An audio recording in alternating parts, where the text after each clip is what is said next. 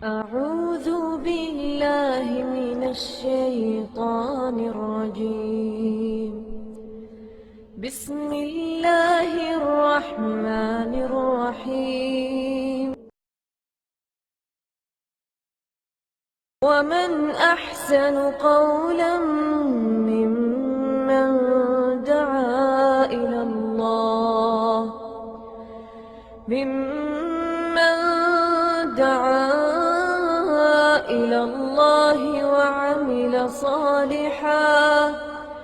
وعمل صالحا وقال إنني من المسلمين. إن الحمد لله نحمده ونستعينه ونستغفره ونعوذ بالله من شرور أنفسنا ومن سيئات أعمالنا. من يهده الله فلا مضل له ومن يضلل فلا هادي له. وأشهد أن لا إله إلا الله وحده لا شريك له وأشهد أن محمدا عبده ورسوله. أما بعد فإن خير الحديث كتاب الله وخير الهدي هدي محمد صلى الله عليه وسلم وشر الأمور محدثاتها وكل محدثة بدعة وكل بدعة ضلالة وكل ضلالة في النار. رب اشرح لي صدري ويسر لي أمري واحلل عقدة من لساني يفقهوا قولي. رب أعوذ بك من همزات الشياطين وأعوذ بك رب أن يحضرون. أعوذ بالله السميع العليم من الشيطان الرجيم. أيام معدودات فمن كان منكم مريضا أو على سفر فعدة من أيام أخرى. ہر قسم کی تعریف و توصیف اور حمد و ثنا خالق کائنات مالک ارض و سما کے لیے ہے. وہ خالق و مالک جس نے ہمیں انگنت نعمتوں سے نواز رکھا ہے. اس کی ہم پر اتنی نعمتیں ہیں کہ اگر ہم انہیں گننا بھی چاہیں تو یہ بات ہمارے بس سے باہر ہے. اس نے ہمیں مسلمان بنایا. اس نے ہمیں حضرت محمد رسول اللہ صلی اللہ علیہ وسلم کا امتی بنایا. ہمیں دین اسلام جیسا دین عطا کیا جس جیسا کوئی دین دوسرا نہیں ہے. اس کی ان بے شمار نعمتوں میں سے ایک عظیم نعمت یہ ہے کہ ہماری عمر میں اللہ رب العزت نے رمضان المبارک کا یہ مہینہ دوبارہ بھیج دیا ہے. آپ یقین جانیں کہ یہ بہت بڑی نعمت ہے. آپ جانتے ہیں کہ گزشتہ سال کتنے لوگ تھے جو رمضان المبارک میں ہمارے ساتھ موجود تھے, اور ان لوگوں میں سے آج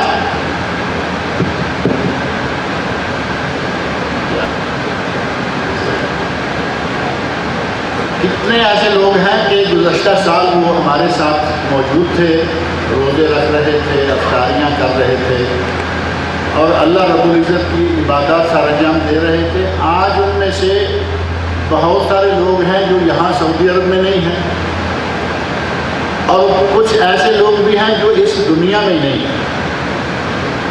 عمر پوری ہو گئی, دانا پانی مکمل ہو گیا, اللہ رب العزت نے دنیا سے اٹھا لیا. اور رمضان سے ایک دن پہلے بھی اگر آدمی یہ سوچے کہ اب میرا رمضان انشاءاللہ شروع ہو جائے گا, کوئی نہیں کہہ سکتا, کیونکہ عمر کا ایک لمحے کا بھی بھروسہ نہیں, ایک لمحہ. بلکہ جیسے کسی نے کہا ہے, نہ خوش ہو اپنی منزل پہ, کبھی ایسا بھی ہوتا ہے, نہ خوش ہو اپنی منزل پہ, کبھی ایسا بھی ہوتا ہے ساحل کے قریب آ کر سفینے ڈوب جاتے ہیں. منزل تب ہی سمجھیں اپنی ہوگی جب آپ منزل میں داخل ہوں گے.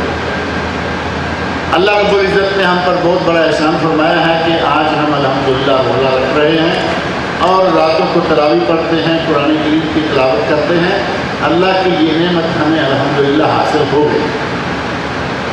اور یہ کتنے دن ہیں, آدمی کچھ لوگ ایسے ہیں ہمیں میں سے کہ وہ رمضان المبارک کا انتظار کرتے ہیں خوشی کے ساتھ, پورے دل کی فرحت کے ساتھ انہیں انتظار ہے کہ رمضان آئے, روزے رکھیں گے, عبادت کریں گے, قرآن کریم کی تلاوت کریں گے.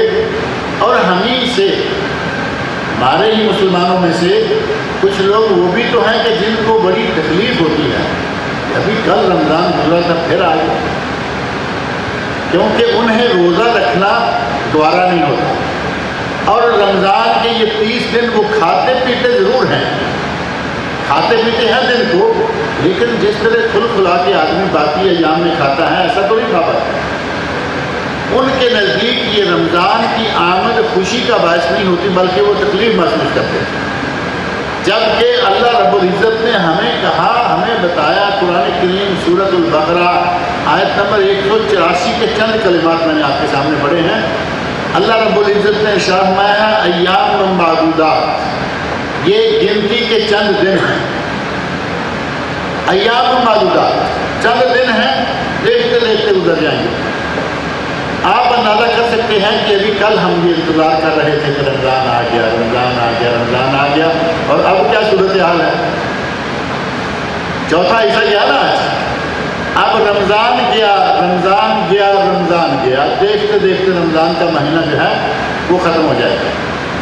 خوش نصیب ہیں وہ لوگ جن کو اللہ رب العزت اس رمضان میں عبادت کرنے، روزہ رکھنے، تراویح پڑھنے اور تلاوت کی توفیق دے، اور اللہ رب العزت اس کو اس دنیا میں خوش ہو کے اگر اٹھائے تو اللہ اس سے خوش ہو۔ اب آپ اندازہ کریں کہ یہ صرف 30 دن، زیادہ سے زیادہ یہ مہینہ کتنا ہو سکتا ہے؟ 30 دن کا۔ کبھی کوئی عربی مہینہ ایسا نہیں آئے گا کہ یہ 30 دن سے زیادہ ہو، 31 میں ہو جائے، 32 میں ہو جائے، جبکہ آپ کے علم میں ہے کہ انگریزی میں 28 کے مہینے بھی ہوتے ہیں، انگلش کیلنڈر میں فروری 28 کا ہوتا ہے 3 سال، اور چوتھے سال لیپ وہ 29 ہو گئے، اور کچھ مہینے 30 کے ہیں، کچھ 31 کے بھی ہیں، اور آپ کے علم میں ہوگا کہ پنجابی مہینہ ایک 32 دنوں کا بھی ہوتا ہے۔ یہ ساون بھادو جو مہینے ہیں ان میں سے ایک مہینہ 32 دن کا ہوتا ہے، لیکن عربی کیلنڈر کا یہ کمال ہے کہ یہ یا 29 یا 30، نہ 28 اور نہ 31 اور نہ 32۔ علامہ ابن رشد رحمۃ اللہ علیہ بہت بڑے عالم اور فاضل گزرے ہیں، بدایت المجتہد و نہایت المقتصد نام کی ان کی کتاب ہے، اس میں انہوں نے یہ ذکر کیا ہے کہ پوری امت اسلامیہ کا اس بات پر اجماع ہے کہ کوئی عربی مہینہ 29 دن سے کم نہیں ہوگا اور 30 دن سے زیادہ نہیں ہوگا، اور نبی اکرم صلی اللہ علیہ وسلم نے صاف تو فرما دیا نحن امت امیہ، ہم ان پڑھ امت ہیں، ان پڑھ لوگ ہیں، یعنی جیسے ہم کہتے ہیں کہ ہم تو سیدھے سادے لوگ ہیں، ہمیں اتنی باریکیاں نہیں آتی۔ ہمارا مہینہ ہوتا ہے، آپ نے 3 مرتبہ اپنے دونوں ہاتھوں کو کھولا، اور یہ 5 اور 5 10 اور 3 ضرب دیں کتنی ہوگی؟ 30۔ فرمایا ہمارے مہینے یا 30 کے ہوتے ہیں، اور دوسری مرتبہ جب بار بار تیسری باری آئی تو ہم اٹھائے دبائے، یا 29 کے ہوتے ہیں۔ اللہ رب العزت نے قرآن کریم میں فرمایا ایام معدودات، یہ گنتی کے چند دن ہیں، اور پھر یہ نہیں کہ ہر حال میں ہر آدمی کو روزہ ہی رکھنا ہے۔ اللہ رب العزت کی ہمارے لیے آسانیاں دیکھیں، اسلام کے بارے میں کہا گیا الدین یسر، الدین یسر، اسلام بہت آسان ہے، اس میں طاقت سے زیادہ کوئی کام کرنے کا حکم نہیں دیا، کوئی بھی کام۔ اگر ایک آدمی روزہ نہیں رکھ سکتا اس کو روزہ معاف، آپ کہیں گے کہ پھر تو کوئی بھی معافی کروا لے گا کہ میں بھی نہیں رکھ سکتا۔ اگر کسی کی طاقت سے باہر ہے، بوڑھا آدمی ہے اور وہ روزہ نہیں رکھ سکتا، اس کو روزہ معاف ہے، اس کی جگہ وہ ایک آدمی کو کھانا کھلا دے، روزانہ ایک آدمی کو کھانا کھلا دے، گویا کہ ایک مسکین کو روزہ رکھوا دے، اس کے لیے وہی کافی ہے۔ اللہ رب العزت کی رحمت کا اندازہ کریں کہ آدمی بوڑھا ہے، اس میں روزہ رکھنے کی طاقت نہیں ہے، اور اس میں ایک آدمی کو کھانا کھلانے کی طاقت بھی نہیں ہے، فقیر بھی ہے، غریب بھی ہے، اس کو اللہ رب العزت نے مکمل معاف کیا، نہ روزہ رکھے نہ کھانا کھلائے، اللہ نے اس کو معاف کر دیا۔ وما جعلنا علیکم فی الدین من حرج، اللہ رب العزت نے سورۃ الحج میں ارشاد فرمایا کہ ہم نے دین کے معاملہ میں تم پر کوئی تنگی، کوئی حرج نہیں بنایا، رکھ سکتے ہو رکھو، نہیں رکھ سکتے معاف۔ گرمی کے موسم میں روزے چھوٹ گئے ہیں، اب یہ ضروری نہیں ہے کہ یہ آپ نے گرمی میں ہی رکھنے ہیں۔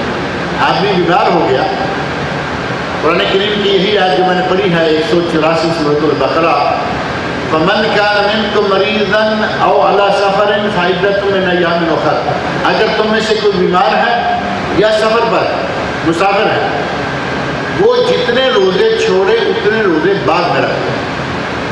اب بعد میں کی پابندی نہ قرآن کریم میں ہے نہ نبی اکرم صلی اللہ علیہ وسلم کے فرمان میں ہے کہ بعد میں کب رکھے۔ تو یہ نہیں کہ گرمیوں کے روزے چھوٹے تھے تو گرمیوں میں ہی رکھے، نہیں۔ آج کل گرمیوں کا روزہ ہے، آپ اس کو جا کے موسم سرما میں ٹھنڈے دنوں میں چھوٹے چھوٹے دنوں میں رکھ لیں، آپ کا روزہ مکمل ہو جائے گا، کیونکہ گنتی پوری کرنی ہے۔ فَعِدَّةٌ مِّنْ أَيَّامٍ أُخَرَ، اتنے آسان احکام دین اسلام کے، اور صرف روزے میں نہیں، آپ اندازہ کریں ہر مسئلہ دین کا ہر معاملہ اس میں یہ آسانیاں ہیں۔ سردی کا موسم ہے، آپ کا پاؤں دھونے کو جی نہیں چاہتا، مسح کرنے کا حکم ہے، جرابیں پہنی ہوئی ہیں، موزے پہنے ہوئے ہیں، ایک مرتبہ وضو کر لیں، جرابیں موزے پہن لیں، 24 گھنٹے کے لیے آپ کو اجازت ہے کہ وہ پاؤں سے نہ نکالیں، اور جب وضو کا وقت آئے اپنے دائیں اور بائیں پاؤں کے اوپر صرف اپنے ہاتھ سے انگلیوں سے لکیریں کھینچ دیں، آپ کا وضو ہو گیا۔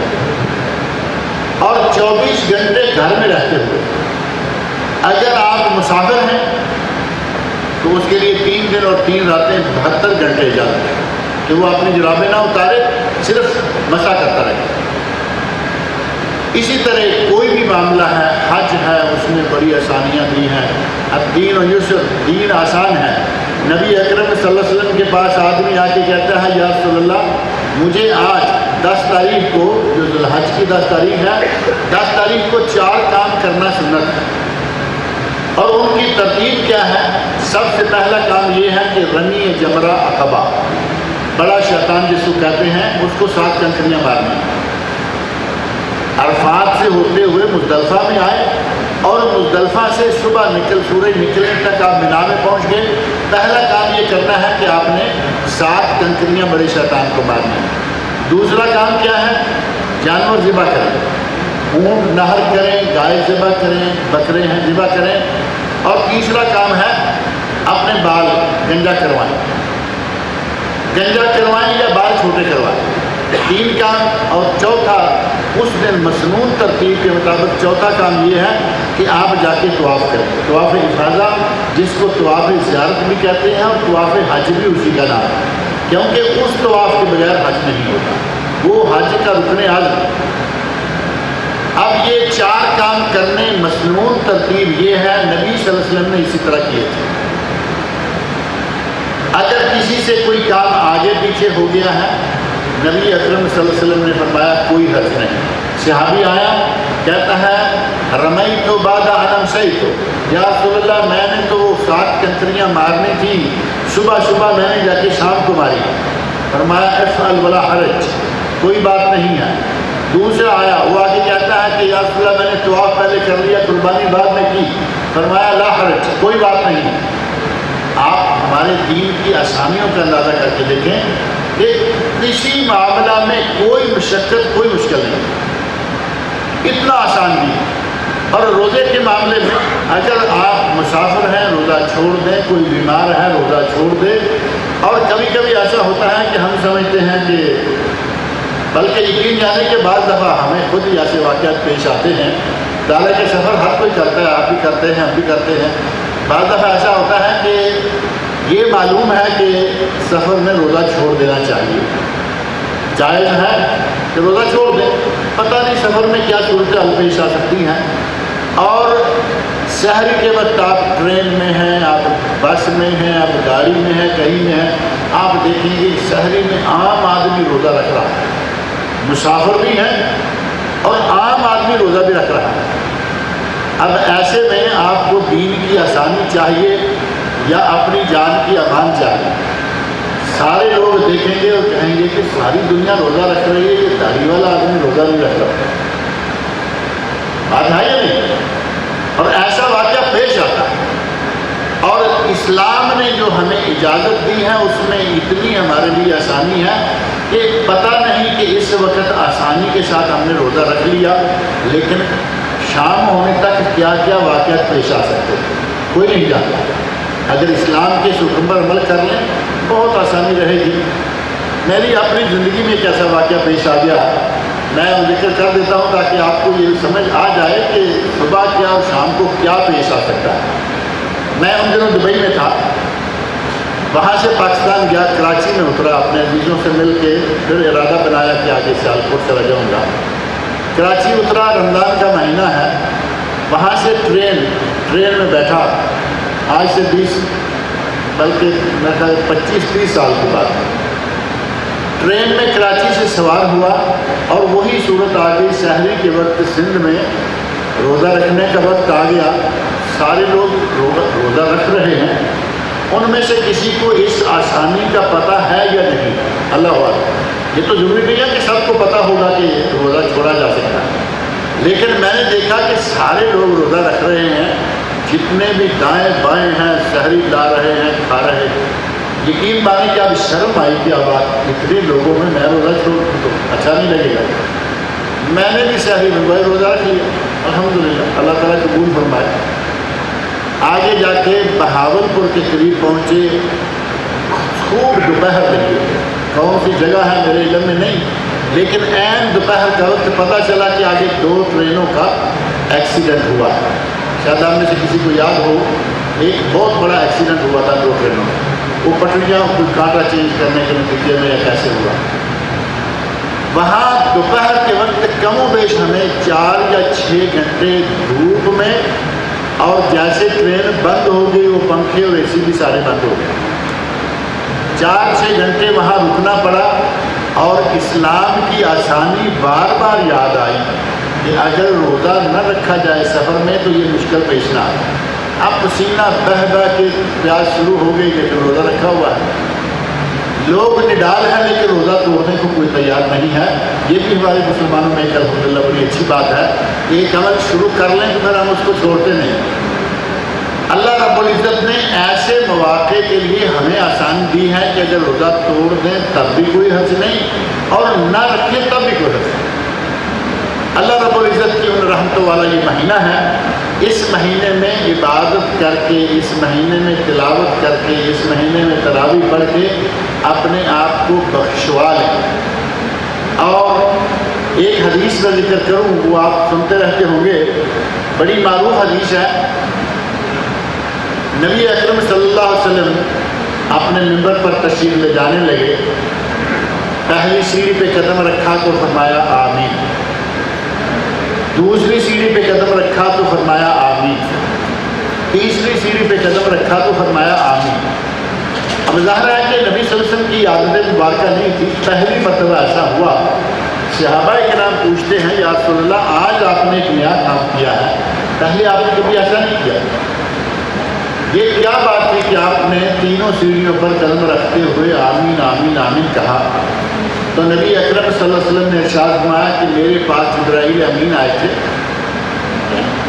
نبی اکرم صلی اللہ علیہ وسلم کا تو رابطہ ڈائریکٹ اللہ رب العزت کے ساتھ جبرائیل امین کے ذریعے بھی تھا۔ فرمایا کہ میرے پاس جبرائیل امین آئے اور انہوں نے مجھے کہا کہ جس شخص کی زندگی میں رمضان آئے، جیسے آج ہماری زندگی میں الحمدللہ رمضان آیا ہوا ہے، جو مر گئے وہ گئے، ان کی زندگی سے رمضان نکل گیا۔ جس کی زندگی میں رمضان آئے اور وہ رمضان کے روزے رکھ کر اپنے رب کو راضی نہ کر لے، اس پر اللہ کی لعنت ہے۔ تو میں نے کہا تھا آمین۔ دوسری سیڑھی پہ قدم رکھا تو فرشتے نے کہا کہ جس کی زندگی میں اس کے والدین یا دونوں میں سے کوئی ایک ہو اور وہ ان کی خدمت کر کے اپنے رب کو راضی نہ کر لے، اس پر بھی لعنت ہے۔ تو میں نے کہا تھا آمین۔ اور تیسری سیڑھی پر قدم رکھا تو جبرائیل امین نے کہا کہ جس کے سامنے، اے اللہ کے نبی، جس کے سامنے آپ کا نام لیا جائے، نبی اکرم صلی اللہ علیہ وسلم کا اسم گرامی ہے محمد صلی اللہ علیہ وسلم، یا احمد، احمد مجتبیٰ صلی اللہ علیہ وسلم، جس کے سامنے آپ کا نام لیا جائے اس کے کانوں تک آپ کے اسم گرامی کی آواز پہنچے اور وہ آپ پر درود نہ پڑے، اس پر بھی لعنت۔ تو میں نے کہا تھا آمین۔ اب یہ تین کام آپ اندازہ کریں، تینوں میں سے ایک رمضان کا روزہ ہے، دوسرا اپنے والدین کی خدمت ہے، اور تیسرا نبی صلی اللہ علیہ وسلم کا اسم گرامی آنے پر درود شریف پڑھنا ہے۔ ہمارے پاک و ہند میں نبی صلی اللہ علیہ وسلم کا اسم گرامی سن کر وہ سسٹم بڑا مشہور ہے، انگوٹھوں کو چوما، اپنی انگلیوں پر لگا لیا، زبان سے صلی اللہ علیہ وسلم نکلے یا نہیں، جبکہ نبی صلی اللہ علیہ وسلم نے وہ نہیں بتایا یہ ہے کہ زبان سے صلی اللہ علیہ وسلم کہنا ہے، محمد صلی اللہ علیہ وسلم، اور اگر کوئی کہتا ہے علیہ الصلوۃ والسلام تو بھی ٹھیک ہے، کیونکہ وہ بھی صلاۃ والسلام ہے۔ قرآن کریم میں اللہ رب العزت نے ارشاد فرمایا ہے ان اللہ و ملائکتہ یصلون علی النبی، ان اللہ و ملائکتہ یصلون علی النبی یا ایھا الذین آمنوا صلوا علیہ وسلموا تسلیما۔ اللہ درود بھیجتا ہے، اللہ کے فرشتے درود بھیجتے ہیں نبی صلی اللہ علیہ وسلم پر، اے ایمان والو تم بھی نبی صلی اللہ علیہ وسلم درود اور سلام بھیجو، نبی صلی اللہ علیہ وسلم پر درود و سلام تم بھی بھیجو۔ اب اللہ نے قرآن کریم میں حکم دیا اور اللہ ہی کے حکم سے جبرائیل امین آئے اور آ کر انہوں نے نبی اکرم صلی اللہ علیہ وسلم کے سامنے یہ تینوں سیڑھیوں پر تین باتیں کہیں۔ اب اس کے باوجود اگر ایک آدمی آپ کا اسم گرامی سنے، اس کے کانوں سے آپ کا نام ٹکرائے اور وہ پھر بھی صلی اللہ علیہ وسلم نہ کہے، تو نبی اکرم صلی اللہ علیہ وسلم نے کتنے سخت الفاظ میں فرمایا ہے کہ اس پر لعنت، اللہ کی رحمتوں سے وہ بعید ہے، دور۔ یہ اللہ رب العزت کا بہت بڑا احسان ہے کہ ہم آج رمضان کے مہینے سے گزر رہے ہیں، اور یہ بھی اللہ رب العزت کا احسان ہے کہ ہمیں جب بھی نبی صلی اللہ علیہ وسلم کا اسم گرامی سننے کا موقع ملتا ہے، صلی اللہ علیہ وسلم کہتے ہیں یا نہیں، اور جن کے والدین زندہ ہیں وہ خوش نصیب لوگ ہیں، اپنے والدین کی عزت کرتے ہیں، اپنے والدین کی خدمت کرتے ہیں۔ جن کے والدین فوت ہو چکے ہیں، اللہ رب العزت ان کی مغفرت کرے، ان کے ہاتھ سے وہ نعمت تو نکل گئی۔ والدین وہ نعمت ہے کہ یہ دوبارہ نہیں مل سکتی، کچھ نعمتیں ایسی ہیں کہ وہ بار بار حاصل ہو سکتی ہیں۔ بیوی اگر فوت ہو جائے تو دوبارہ مل سکتی ہے یا نہیں؟ بیوی کسی کی فوت ہو جائے دوبارہ مل جائے گا۔ بیٹا ہے فوت ہو گیا، اللہ تعالیٰ دوبارہ دے گا، بیٹی ہے فوت ہو گئی، اللہ تعالیٰ دوبارہ دے گا۔ بہت ساری نعمتیں ایسی ہیں کہ ایک مرتبہ ضائع ہو گئی، اللہ دوسری مرتبہ عطا کرے گا۔ ماں باپ انسان کو ساری زندگی میں صرف ایک ہی مرتبہ ملتے ہیں، ماں بھی اور باپ بھی۔ اگر کسی کی ماں فوت ہو گئی دوبارہ ماں نہیں مل سکتی، اگر کسی کا باپ ہو گیا دوبارہ باپ نہیں مل سکتا۔ ہمارے یہاں کہتے ہیں ہماری منہ بولی ماں ہے، یہ منہ بولی بہن ہے۔ وہ منہ بولی کوئی چیز اسلام میں نہیں ہے۔ اسلام میں منہ بولی بہن سے پردہ واجب، منہ بولی ماں ہے پردہ واجب، خالہ ہے، پھوپھی ہے، بہن ہے، بیٹی ہے، کوئی پردہ نہیں۔ لیکن پڑوس والی عورت کو آپ نے ماں کہہ دیا، پردہ اتر جائے گا نہیں۔ آپ کا پردہ کرنا واجب، اس عورت کا پردہ کرنا آپ سے واجب ہے۔ منہ بولی بہن کہہ کر ساری عمر گناہ میں مبتلا رہتے ہیں۔ اسلام اس رشتے کو نہیں مانتا۔ اگر ماں باپ زندہ ہیں، یقین جانیں کہ آپ کے لیے انتہائی سعادت ہے، انتہائی خوشی کا مقام ہے۔ جتنا ہو سکے ان کی خدمت کر لیں۔ نبی صلی اللہ علیہ وسلم نے فرمایا کہ اس پر لعنت ہے کہ اس کے ماں باپ زندہ ہوں اور ان کی خدمت کر کے وہ اپنے رب کو راضی نہ کریں۔ کتنا مقام ہے والدین۔ اور قرآن کریم میں اللہ رب العزت نے فرمایا ہے وَقَضَىٰ رَبُّكَ أَلَّا تَعْبُدُوا إِلَّا إِيَّاهُ وَبِالْوَالِدَيْنِ إِحْسَانًا۔ اللہ نے یہ فیصلہ کیا ہے، اللہ نے یہ حکم دیا ہے کہ جب کسی کے والدین میں سے کوئی ہو، ایک ہو یا دونوں، وَقَضَىٰ رَبُّكَ أَلَّا تَعْبُدُوا إِلَّا إِيَّاهُ وَبِالْوَالِدَيْنِ إِحْسَانًا۔ پہلا کام کیا ہے؟ اللہ کی عبادت۔ وَقَضَىٰ رَبُّكَ أَلَّا تَعْبُدُوا إِلَّا إِيَّاهُ وَبِالْوَالِدَيْنِ إِحْسَانًا۔ پہلا کام اللہ کی عبادت اور دوسرا کام ماں باپ کی اطاعت، ماں باپ کے ساتھ حسن سلوک، ماں باپ کی خدمت۔ یہ دو کام اللہ رب العزت نے یکے بعد دیگرے بتائے ہیں کہ پہلا کام اس کی عبادت اور دوسرا کام ماں باپ کی خدمت۔ اور ماں باپ کی خدمت کر کے آدمی دنیا میں بھی سعادت کماتا ہے اور آخرت میں بھی وہ سعادت کما لیتا ہے۔ وہ غار والے لوگوں کا واقعہ، جو 3 لوگ غار میں بند ہو گئے تھے، وہ واقعہ بڑا مشہور ہے، آپ نے سنا ہوگا۔ ایک نے صرف یہ کہا تھا، 3 میں سے وہ راستہ بننے تک ایک نے کہا، دوسرے نے کہا، ایک نے یہ کہا تھا کہ یا اللہ میرے ماں باپ تھے، میں بکریاں چلایا کرتا تھا اور بکریوں کا دودھ نکال کر میں گھر آتا، سب سے پہلے میں اپنے والدین کو پلاتا، اس کے بعد اپنے بیوی بچوں کو پلایا کرتا تھا۔ ایک دن ایسا ہوا کہ بکریاں کہیں دور لے گیا، واپس آنے میں وقت زیادہ لگ گیا اور میں دودھ نکال کے دودھ دھو کے لایا، گھر آیا تو دیکھا کہ والدین سوئے ہوئے ہیں۔ میں دودھ کا پیالہ پکڑ کر ان کے سرانے کھڑا ہو گیا، ان کو جگا نہیں رہا کہ ان کی نیند خراب ہوگی، اور اپنے بال بچوں کو دودھ دے نہیں رہا کیونکہ مجھے معلوم ہے کہ میرے ماں باپ سوئے ہوئے ہیں، جب تک میں ماں باپ کو نہیں پیالہ پلا لوں گا میں اپنے بیوی بچوں کو نہیں دوں گا۔ اس طرح جب میرے والدین اپنی نیند پوری کر کے اٹھے، میں نے پہلے والدین کو دودھ پلایا اور پھر جا کے اپنے بیوی بچوں کو پلایا۔ یا اللہ تو جانتا ہے کہ میں نے یہ عمل صرف تیری رضا کے لیے کیا تھا۔ وہ غار جو سامنے چٹان نے غار کا منہ بند کر رکھا تھا، چٹان پیچھے ہٹ گئی اور ان کے نکلنے کا راستہ بن گیا۔ والدین کی خدمت کرنے کے نتیجہ میں دنیا میں بھی آپ کو عظمت سرفرازی ملے گی اور آخرت میں بھی اللہ رب العزت خوش ہوگا۔ رمضان کے اس مبارک مہینے سے فائدہ اٹھائیے، اپنے والدین کی خدمت کیجیے، رمضان کے روزے رکھیے، عبادت کیجیے، اور یہ چند دن ہیں، ادھر آئے اور ادھر گئے۔ رمضان کے بارے میں بہت ساری باتیں ہیں، انشاءاللہ کچھ باتیں کل کریں گے کیونکہ ابھی وقت جو ہے وہ بہت تھوڑا باقی رہ رہا ہے۔ کھانا آپ کا موجود ہے، اگر کسی نے کوئی سوال کرنا ہو روزے سے متعلقہ یا کوئی بھی، تو بس 2-3 منٹ باقی ہے۔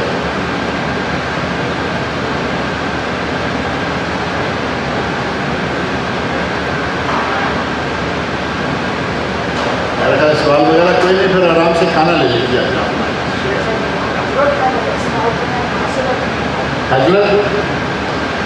حضرت کا لفظ بہت مشہور ہے، ہر کسی کی زبان پر ہے، اور اگر بندے کا عقیدہ صحیح ہے، بندے کا عقیدہ صحیح ہو، حضرت ابوبکر صدیق عقیدہ ہے کہ وہ فوت ہو چکے ہیں، حضرت ابو ہریرہ رضی اللہ عنہ عقیدہ ہے کہ وہ فوت ہو چکے ہیں، اور کسی بھی نیک انسان کے پہلے لفظ جو کہ فوت ہو چکا ہے اس کو حضرت لگائیں۔ اصل میں حضرت حاضرہ یحضر و حاضر ہونا معنی یہ ہے کہ وہ موجود ہیں، لیکن عقیدہ صحیح ہے کہ وہ فوت ہو چکے ہیں۔ اب اگر ہم حضرت کہتے ہیں تو اس کا معنی ہوتا ہے احترام، جیسے کسی کو جناب کہہ لیا، انگلش والوں نے سب کہہ لیا، ان معنوں میں حضرت ہے، کوئی حرج نہیں۔ لیکن اگر وہ عقیدہ رکھتا ہے کہ وہ زندہ ہیں، موجود ہیں، ہمارے پاس ہیں، جیسے کچھ لوگوں کے عقائد ایسے ہیں، اگر عقیدے میں یہ گندگی نہ ہو تو پھر انشاءاللہ کوئی حرج نہیں۔ عقیدہ ہمارا الحمدللہ صاحب ہے، صحابہ کرام، تابعین، تبع تابعین، اولیاء اللہ کے نام لیں، حضرت کہیں، کوئی حرج نہیں۔ اب ان حضرت کو اپنے ساتھ بھی تو مان لیں، یہ غلط ہے، کیونکہ وہ جو فوت ہو چکے وہ فوت ہو چکے۔ حضرت ابوبکر صدیق رضی اللہ عنہ کا ذکر آیا ہے، ایک حدیث لگے ہاتھوں میں ذکر کر دوں۔ پچھلے ایک درس میں میں نے ذکر کیا تھا ان للجنت 8 ابواب، جنت کے 8 دروازے، اور ان میں سے ایک دروازے کا نام ہے باب الریان۔ پچھلے درس میں نے ذکر کیا کہ اللہ رب العزت کے یہاں روزے دار ایک VIP مہمان ہوگا، VIP، اور اس کو جنت میں داخل کرنے کے لیے VIP گیٹ ہوگا، اس گیٹ کا نام ہے باب الریان۔ 8 دروازوں میں سے ایک دروازے کا نام ہے باب الریان۔ اس دروازے سے صرف روزے دار داخل ہوں گے، جیسے ہی روزے دار داخل ہو جائیں گے نبی صلی اللہ علیہ وسلم ارشاد فرماتے ہیں کہ دروازہ بند کر دیا جائے گا۔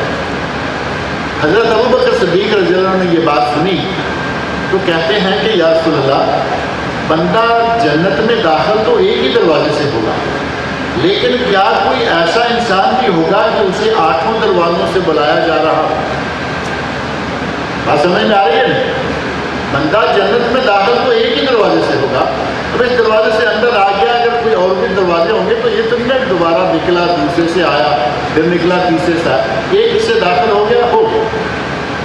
ان کے دل میں دیکھیں خیال کیا آیا ہے، ہمارے دل میں کیا کیا خیال آتے ہیں کہ پتہ نہیں یہاں سے نکلیں گے کون سا کام کرنا۔ خیال یہ آیا کہ کیا کوئی ایسا بھی ہوگا کہ جسے جنت کے 8 دروازوں سے بلایا جا رہا ہے؟ نبی اکرم سے فرمایا ہاں ایسا بھی ہوگا، وَأَنْتَ مِنْهُمْ، اے صدیق تو ان لوگوں میں سے ہیں جسے جنت کے 8 دروازوں سے بلایا جا رہا ہوگا کہ اندر آ جاؤ، یہاں سے آ جاؤ، یہاں سے آ جاؤ۔